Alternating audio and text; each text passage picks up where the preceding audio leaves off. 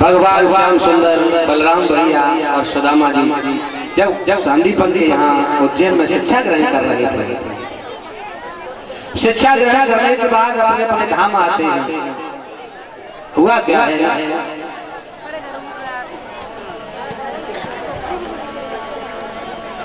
बेपर सुदामा बसत है और सदाया अपनो धाम, बेचा करे भोजन करे और ये जपे हरि नाम, ताकि घर में पतिव्रता और कहे वेद की रीत, सुभग सुशील सुलक्षण सुपति सेवा सो प्रिय। भगवान श्याम सुंदर दाऊ भैया द्वारका में रह रहे हैं, सुदामा जी अपने धाम रह रहे हैं, विवाह भी हो जाता है, संतानें भी उत्पन्न हो रही। सुदामा जी सदैव प्रभु का भजन करते हैं, उनकी पत्नी का नाम है सुशीला। दिन प्रतिदिन जो है सदैव प्रभु का चिंतन करते हैं, लेकिन प्रभु की ऐसी लीला, सुदामा जी की स्थिति दिन प्रतिदिन बिगड़ती जा रही है। तो एक दिन की बात सुशीला कहने लगी, महाराज हम तुम दोनों प्राणी भगवान का भजन करते हैं, लेकिन फिर हमारी स्थिति बिगड़ती क्यों जा रही है, परमात्मा इतने निर्दयी तो नहीं। तो उसी समय सुदामा जी कहने लगे, भद्रे जो आज द्वारकाधीश है ना, ये कभी हमारे सखा हुआ करते थे, हृदय में तो आज भी है, लेकिन हम और वो दोनों साथ साथ गुरुदेव के यहाँ जब पढ़ते थे तो एक दिन की बात है, माह का महीना था, गुरुदेव ने कहा लाला घर में भोजन पकाने के लिए इधर नहीं है, ऐसा करो तुम और कृष्ण दोनों वन को चले जाओ, जंगल से सूखी लकड़ी तोड़ के लाओ। और जैसे ही हम और हमारे सखा कृष्ण दोनों तैयार हुए तो गुरु माता ने हमें बुलाया और कहा लाला तुम जंगल को जा रहे हो, एक पोटली में बंधे हुए कुछ चने दिए और कहा ले जाओ, जब जंगल में तुम्हें भूख लगे तो दोनों लोग बराबर बराबर बांट करके चले। लेकिन जैसे ही जंगल में पहुंचे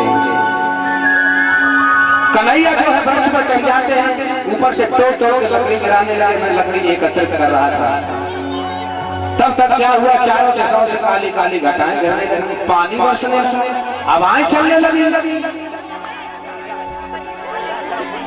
माँ का महिमा था। उसी समय क्या हुआ है, सुदामा जी कहने लगे मुझसे मिठुर ने क्या किया, धीमे से उस पोटली को खोला और एक एक करके चने को चावने लगे। कन्हैया वृक्ष पे थे, उन्होंने कहा भैया लगता है तुम कुछ खा रहे हो, मुझे खाने जैसा शब्द सुनाई पड़ रहा है, कुछ हो तो तने को मुझे भी दे दो। तो सुदामा कहने लगे मुझसे मिठुर नीच ने क्या किया, झूठ बोला कि भैया मेरे पास कुछ नहीं है, ये तो सर्दी की वजह से मेरी दांती बज रही है। ये भद्रे लगता है उन्होंने मन मन हमें श्राप दिया, गुरु से कपट मित्र से चोरी,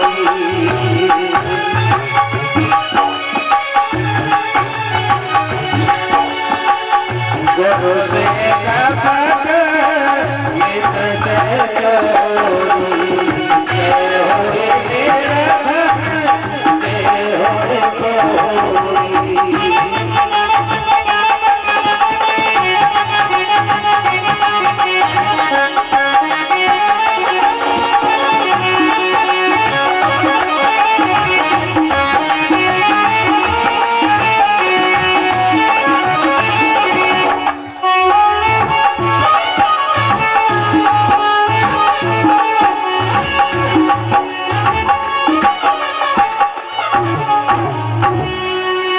सुदामा जी कहने लगे भद्रे लगता है मुझसे मिठुर ने उनके साथ में छल कर दिया, लगता है उन्होंने ही हमें श्राप दे दिया है, गुरु से कपट मित्र से चोरी, गए हुए निर्धन गए हुए चोरी। सच्चे मित्रों के कुछ लक्षण भी बताए, अपना दुख गिरे रज समझाना,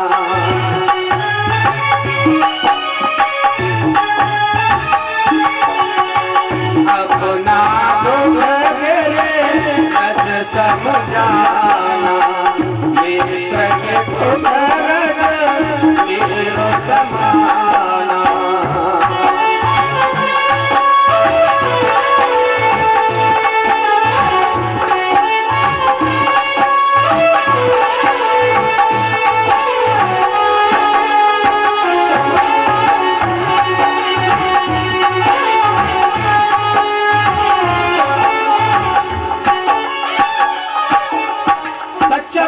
वही होता है जो अपने दुख को तो धूल के कण के समान समझे और मित्र के दुख को सुमेरु पर्वत के समान समझे।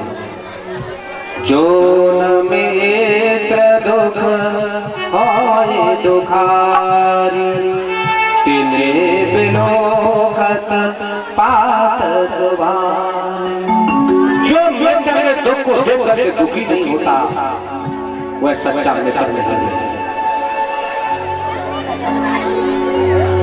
भक्तों सुशीला कहने लगी महाराज तीनों लोगों जैसे स्वामी आपको मित्र मिले और उनके साथ आपने सब यानी छल कर दिया।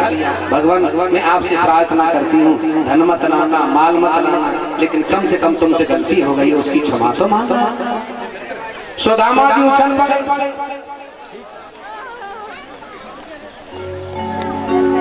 अरे वो बड़े इंसान है भला मैं क्या पहचाने।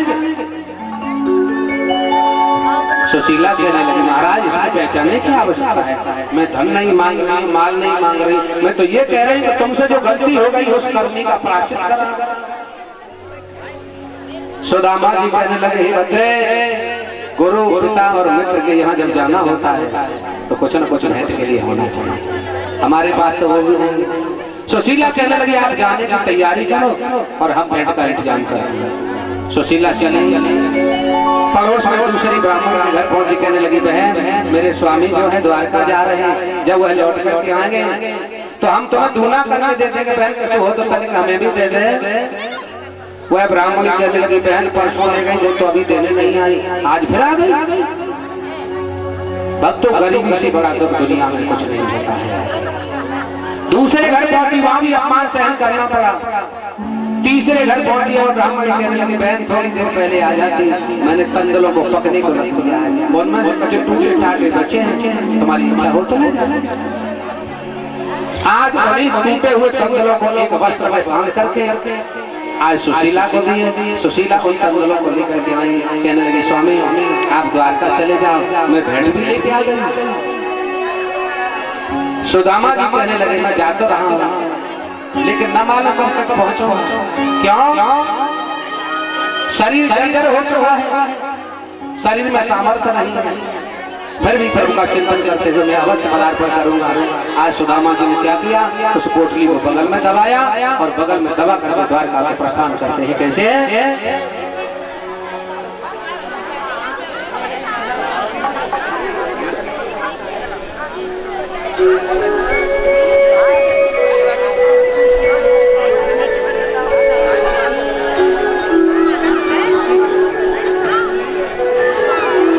अभी ये श्री ब्रजेश मिश्रा जी भोजपुरा वाले सभी को पुष्प मुद्राएं भेंट करके सम्मानित करते गए हैं। और ये सज्जन जो है दो सेहरा स्वामी जी को और हमको अंगवस्त्र फूलमाला सभी कन्याओं को स्टॉल भेंट किए हैं। परीक्षित एकपति सभी को अंगवस्त्र भेंट किए हैं। सभी साथियों को अंगवस्त्र भेंट करके और ये सज्जन है सचिन साड़ी, हाँ सचिन साड़ी संसार पंडरपुरा। अच्छा अच्छा अच्छा, ये सभी सज्जन जो है सम्मानित कर रहे हैं। भगवान सुख शांति प्रदान करें, सदैव धर्म के रास्ते पर चलते रहे। बोल गोविंद भगवान की। अरे हरे सोमेल में चले सुदामा गहलाई डगरी,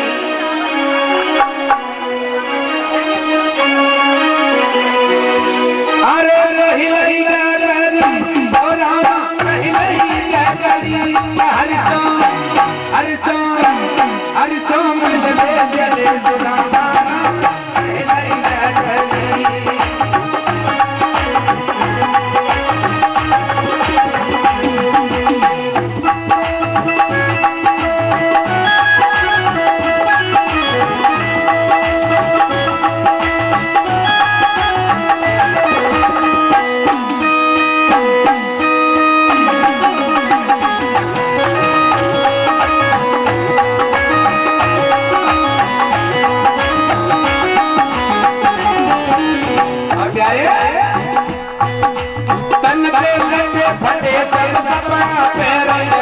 बिमाई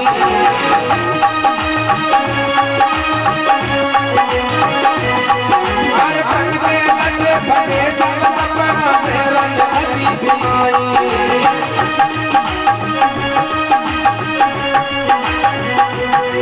हरि परवल आया रोग सताया डगर चली ना जाई मेरे जई फटी बजो बजाना हिलाई गदरी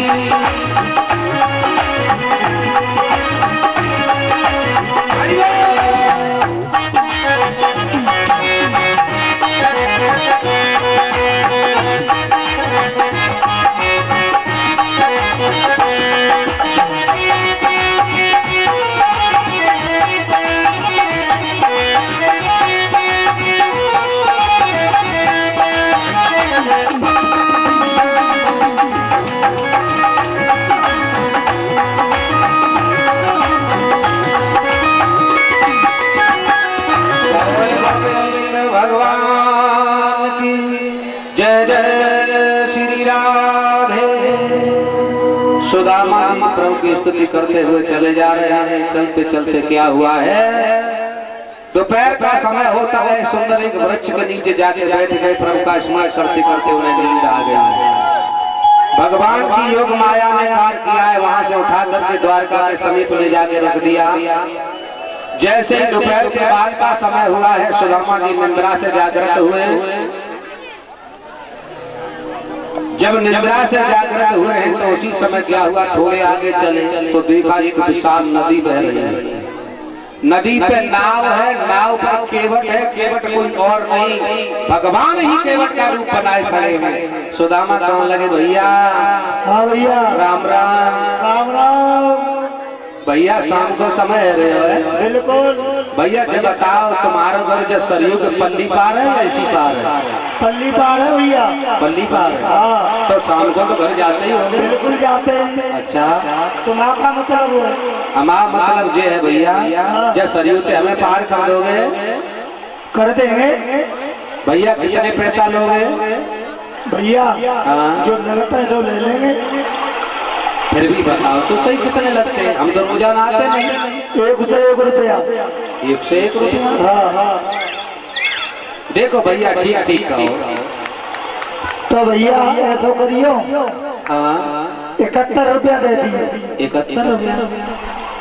अरे भैया तुम्हारा गौजा में चलाने में डीजल ना है भुके रहे हो, तो महंगाई या सस्ता लगे। तुम्हें तो घर जाना ही जाना। ठीक ठीक कहो। अच्छा भैया ऐसा है तो न तुम्हारी नमाई 51 रुपया दे दिए। 51? सुदामा जी के पास कुछ नहीं है, फिर भी आज प्रभु से सौदा कर रहे, कह रहे अरे जो 50-51 हमने बहुत सुने। ठीक ठीक कहो ना भैया। काय भैया तुम्हें 51 ज्यादा लग रहे हैं? अरे भैया हाँ ज्यादा लग रहा है तभी तो कह रहे हैं। ऐसा भैया ये तो जानो ही है। तो जो मिले सो ठीक है, 21 रुपया दे दिए। 21, 20 और 21 है। अरे भैया 21 भी काफी है भैया। ठीक ठीक कहो भैया। 21 ज्यादा है? तो फिर भैया ऐसा करियो 11 रुपया दे दिए। इधर क्या हुआ है, भगवान और सुदामा के बीच संवाद चल रहा है। अंत में भगवान कहने लगे भैया तेरे पास कहाँ है? काहे? 11 ज्यादा है? ज्यादा है भैया। तुम पे कछु है क्या ना है? अरे हम पे हो या ना हो, वो तो तुम्हें कछु न कछु तो देंगे, लेकिन बस ठीक ठीक तो कहो। कही तो रहे भैया 11 रुपया दे दियो। भैया 11 बहुत है। रुपया ना एक को देखो सौदा करना है। तुम पे कछु है, तुम पे जो हो सोई दे दियो। अच्छा हाँ चलो ठीक है। हुआ क्या है भक्तों, भगवान ने कहा सुदामा से भैया तेरे पास क्या है वही मुझे दे दे। सुदामा जी मन ही मन कहने लगे मुझे पास तो कुछ ना, मेरे पास गरीबी है। आज क्या हुआ, सुदामा जी को नाव में बिठाया, भगवान ने सुदामा की गरीबी का वहीं पर हरण कर लिया। बोल गोविंद भगवान की। सुदामा जी को नाव में बिठाया और जैसे ही नाव में बिठाया है, आज नाव चलने लगी, भगवान ने अपनी बल्ली हाथ से छोड़ के रख दी। सुदामा कहने लगे भैया हम कछु तो भाड़ो ना दे रहे तो जाकर मतलब जीत होंगे तुम हमें जाकर डुबाई के मार दो, कम से कम बल्ली तो पकड़ लो, अपनी तो नाव ऐसे ही चलती है। कहने का भाव आज भगवान ने क्या किया, सुदामा जी को पार किया है। पार करने के बाद भगवान वहां से अंतर ध्यान हो गए। बोल गोविंद भगवान। धीरे धीरे भगवान श्याम सुंदर और आगे बढ़े। सुंदर नगर है, एक सज्जन चले आ रहे हैं। सुदामा जी पूछने लगे भैया हाँ भैया कौन सा नगर है ये नगर ये भैया द्वारका से द्वारका 6, इसका मतलब 6 द्वारका का है भैया? हाँ भैया द्वारका एक ही है, 6 द्वारका है भैया। ये वही द्वारका से जिसमें भगवान रात से भगवान रात 6 द्वारका 6 भगवान 6। क्या करे कन्हैया काम है भैया? हाँ भैया जी हर शब्द के पीछे तुम 6 लगा रहे, हम इसका मतलब नहीं समझ रहे।